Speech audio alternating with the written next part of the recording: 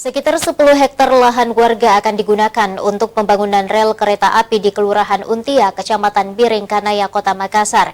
Hingga kini warga masih menunggu kelanjutan proyek tersebut dan kepastian biaya ganti rugi yang akan diterima sebagai pemilik lahan.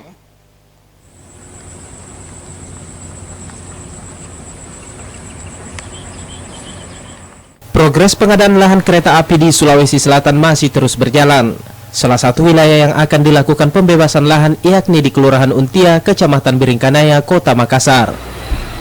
Luas lahan yang akan digunakan dalam rencana pembangunan rel kereta api di Kelurahan Untia ini yakni sekitar 10 hektar.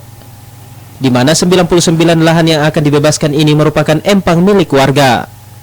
Haris, salah satu warga yang tinggal di sekitar lokasi mengaku, saat ini semua berkas warga yang lahannya akan digunakan telah dikumpulkan sebagai persyaratan pembebasan lahan.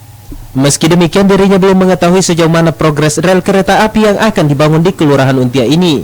Ia hanya melihat beberapa gambar proyek yang sempat tersebar di media sosial.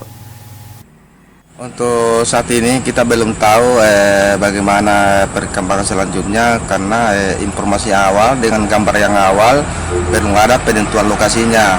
Tapi ada gambar yang keluar itu yang kita cek semua ke pemilik lahan, semua data-datanya ada semua, tapi untuk penentuan lokasinya belum ditentukan. Jadi untuk sementara ini masyarakat sementara juga menunggu kapan realisasinya.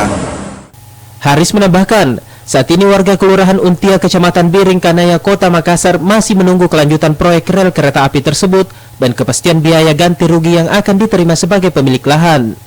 Wahyu Saputra, Solabes TV.